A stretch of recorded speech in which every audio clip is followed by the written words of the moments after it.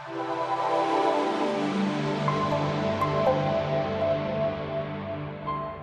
tema é dever, olha, dever, mas não é dever de casa, não. Mas não deixa de ser um dever de casa, né? E quando eu fui começar a estudar o tema, eu vi que nós podíamos conversar um pouquinho sobre o tema, mas principalmente em cima do Evangelho e do Livro dos Espíritos. Acredito ser muito importante para todos nós que estejamos cientes, vamos dizer assim, do que essa nossa doutrina nos traz a cada momento. Mas antes, por coincidência ou não, mas a gente, olha só, a gente ouve falar em Emmanuel da vida inteira, né? E hoje me fez lembrar, não sei se é porque amanhã é o aniversário da minha mãe, mas o meu avô, que nasceu em 1800 e muito, o nome dele era Emmanuel. E eu não entendia por que não era Manuel. É Emmanuel. Mas o mais interessante, ele era espírita. Ele era espírita, imagina, né? Que coisa mais linda naquela época, início dos anos de 1900. Ele veio para o Brasil e espírita. Olha que oportunidade que todos nós temos. Quer dizer, se nós temos essa oportunidade de conhecer a doutrina hoje, que não tem mais, né? Vamos dizer assim, aquelas discriminações, os bullying, né? Que chamam hoje, tudo é bullying, né? E aí a gente fica pensando, imagina, 1900, 1910, no Brasil, você se autoproclamar espírita, e com o nome de Emmanuel. Olha que maravilha. Mas, enfim, o tema de hoje ele é interessante porque ele vai nos falar sobre o nosso viver. Quais são os meus deveres? Né? Qual é o meu dever? Qual é o meu dever para que eu continue a ser quem eu sou, melhor a cada dia? E é interessante que a gente fica sempre muito preocupada. Eu devo? Mas se eu devo, eu posso? Mas se eu posso, como é que fica? Esse dever, essa palavra forte, porque é uma palavra muito forte, não é eu posso, eu devo. Eu devo aprender a me amar. Eu devo aprender a respeitar o próximo.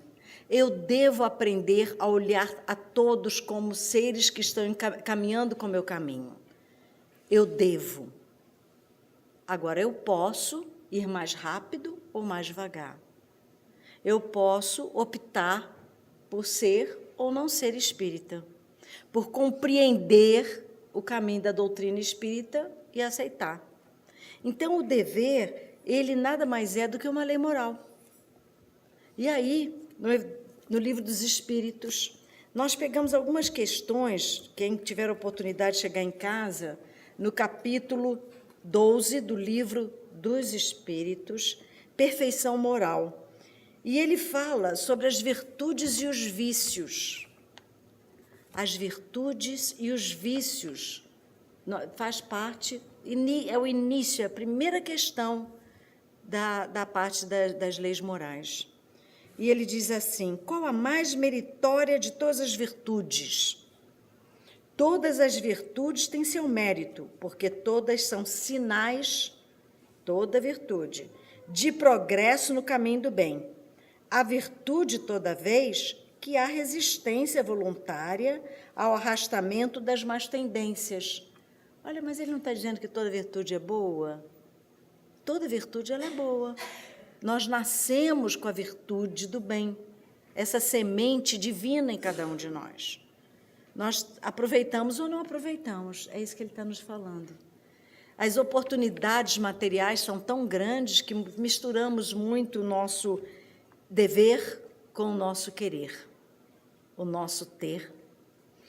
E ele fala, mas o sublime na virtude consiste no sacrifício do interesse pessoal para o bem do próximo, sem oculta intenção. A mais meritória é aquela que está fundada sobre a mais desinteressante de todas elas. A mais interessante, qual pode ser? A caridade.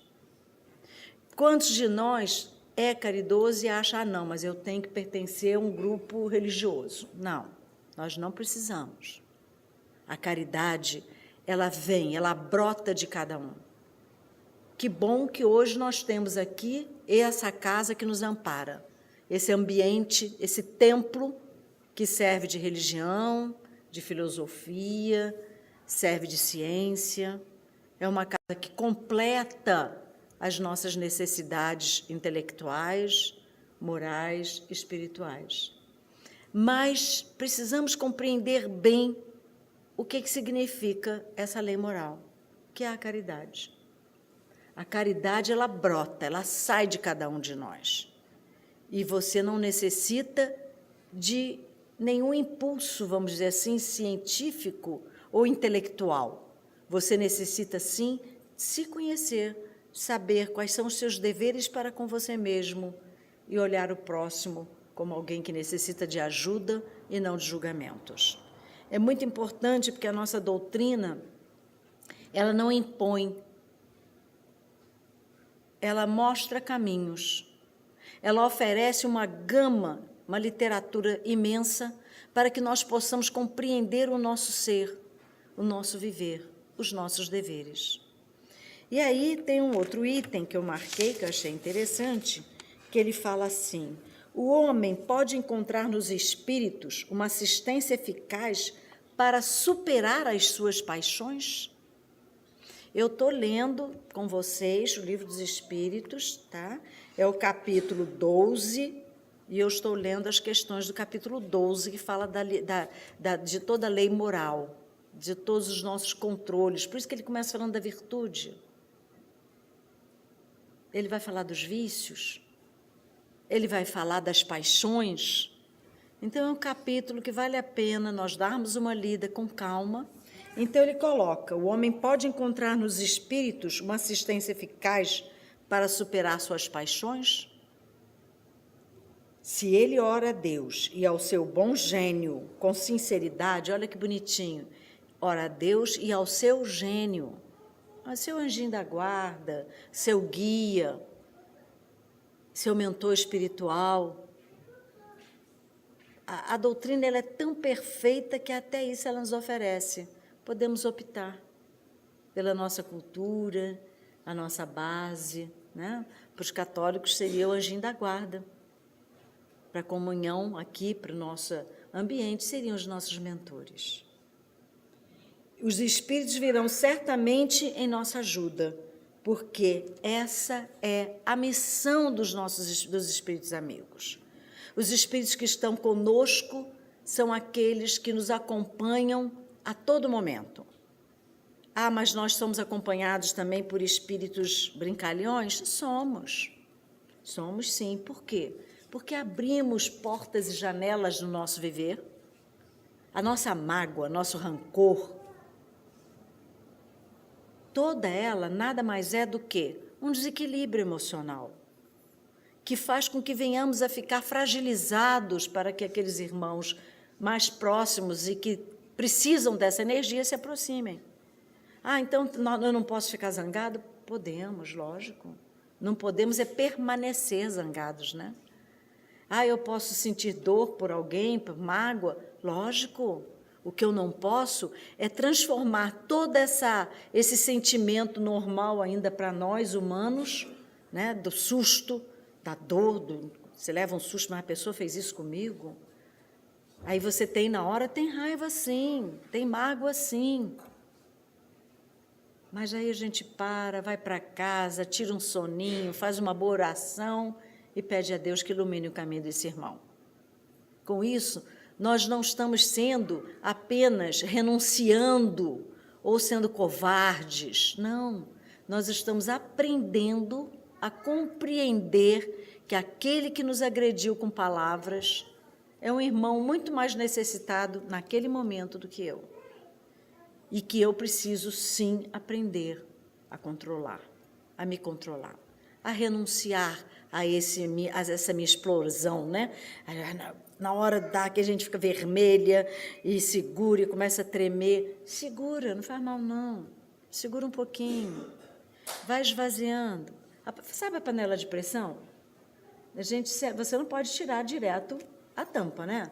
A gente tem que deixar aquele pininho vagarosamente saindo o ar. E é assim que nós devemos fazer com o nosso viver. Irmos aliviando essa energia que não nos traz a tranquilidade de cumprirmos com os nossos deveres de forma adequada.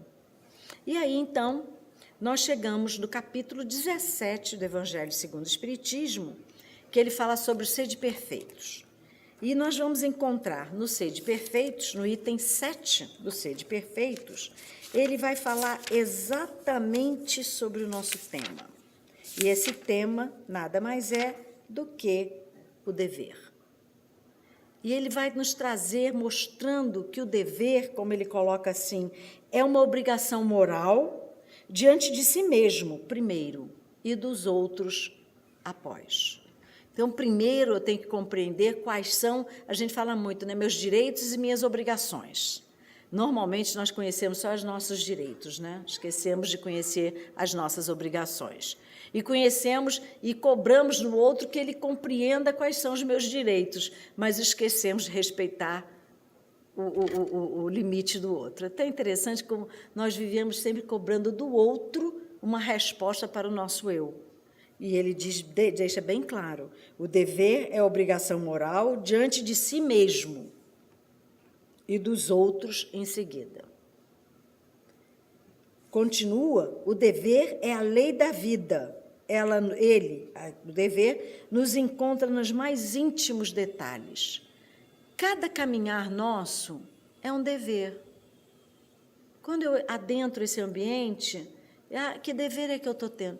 De sentar, de me harmonizar, de me equilibrar, de me sentir acolhido, respeitado, e, ao mesmo tempo, respeitar e acolher a todos que estão aqui. Quando eu entro e saio daqui, vou atravessar a rua, qual é o meu dever? Olhar se vem carro, se não vem carro, se eu realmente atravessei no ambiente correto. Qual é o dever? De bater com a mão, avisar que eu vou atravessar a rua, de esperar o semáforo apontar que eu já posso passar. Está vendo? São deveres. Então, não é tão difícil nós compreendermos o dever como o Mestre Jesus nos traz. É o nosso dia a dia, é o nosso momento, é estarmos compreendendo cada ladinho da nossa vida, cada encontro de estarmos aqui juntos. E ele vai colocando, quem tiver oportunidade, então, estou sugerindo, né? É o capítulo 17, Sede Perfeitos, item 7. O dever do coração fielmente observado eleva o homem, mas esse dever, como precisá-lo? Onde ele começa? Onde ele se detém? E ele dá uma resposta muito tranquila. O dever começa precisamente no ponto em que ameaçais a felicidade ou a tranquilidade do vosso próximo.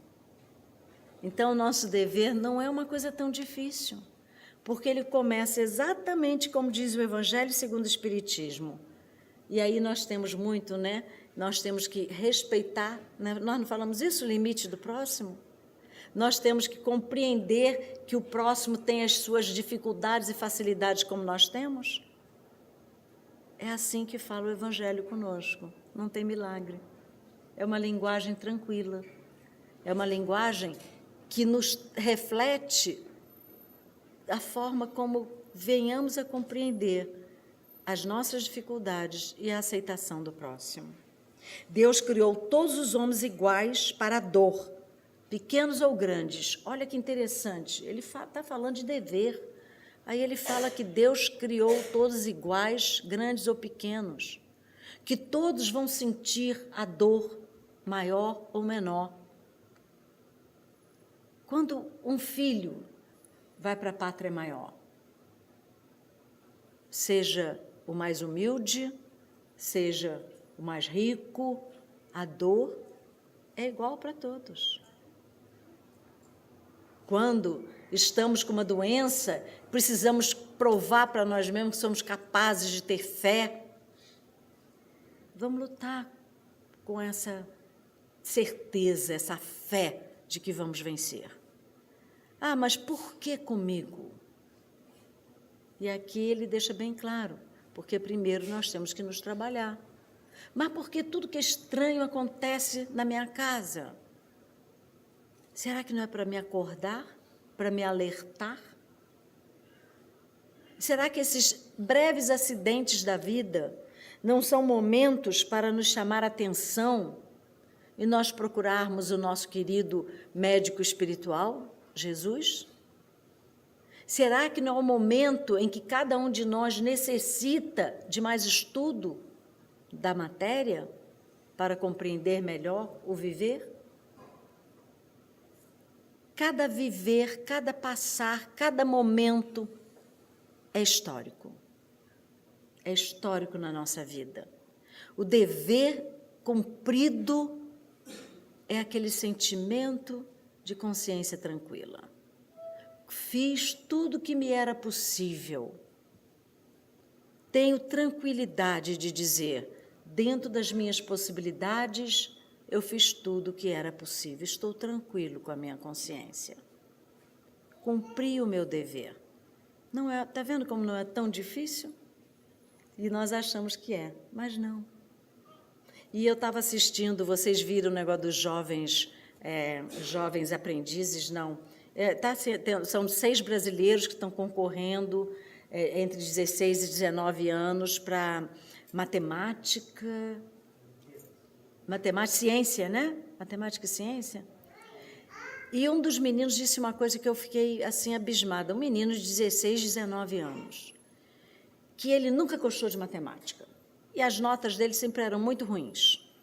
Que aí ele parou e falou assim, ou eu estudo, ou eu estudo, ou eu estudo, ou eu não vou passar de ano. E hoje ele é um dos 6 brasileiros que concorre a esses meninos brilhantes da matemática, da ciência. Olha que jovem, imagina, eu fico pensando, eu com 16 anos pensaria isso? Nós aqui pensaríamos isso? Olha que coisa mais linda.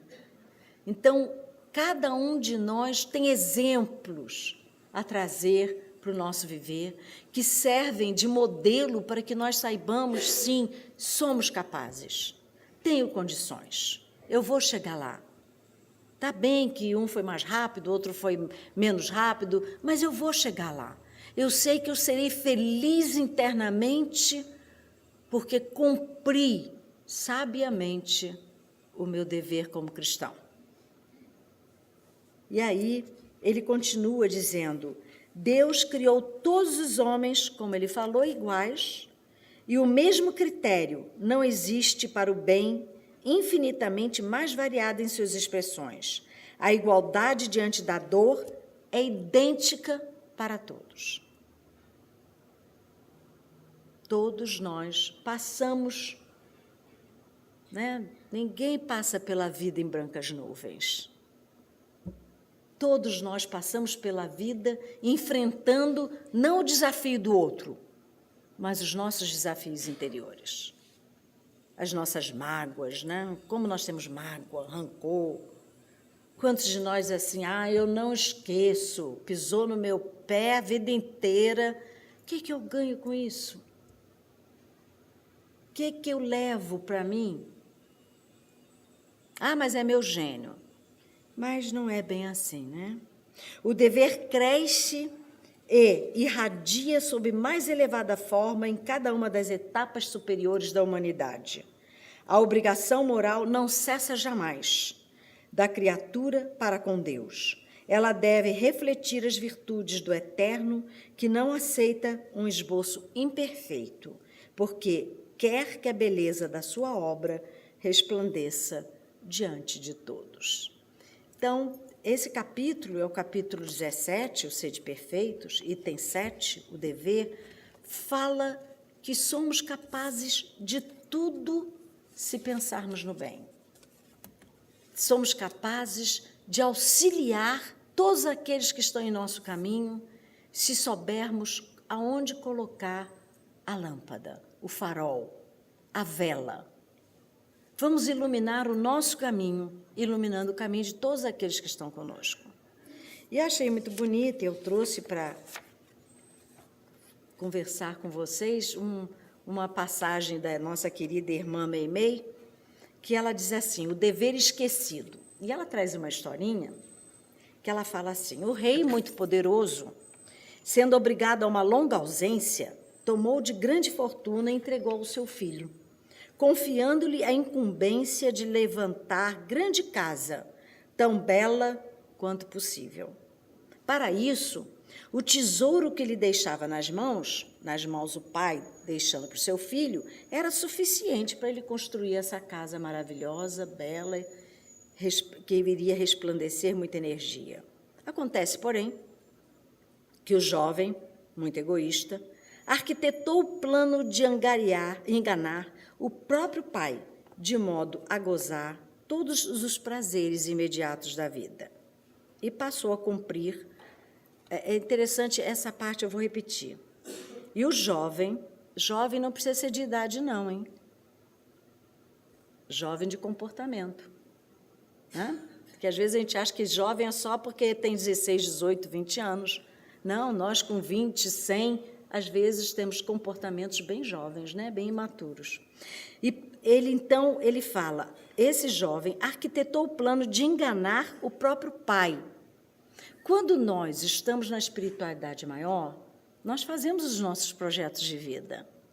E quando nós reencarnamos, muitas vezes tentamos enganar o nosso viver, a nossa história de vida. Eu sei que eu estou bem, estou maravilhoso, mas não é isso que eu quero. Eu sei que a família que eu tenho é maravilhosa, mas não é por aí. Isso é enganar. Pensar que está se enganando a Deus, nosso Pai. Então, ele enganou o pai dele, mas é Deus, nosso Pai, que nós enganamos. E passou, então, a comprar materiais inferiores. Onde ele tinha que comprar uns metais raros, ele comprava era latão mesmo. Nos lugares em que devia colocar o mármore precioso, punha madeira barata. E nos setores de serviço em que a obra reclamava uma pedra sólida, ele botava a terra batida. Com isso, obteve largas somas que consumiu, desorientado, junto de amigos loucos. E o que aconteceu?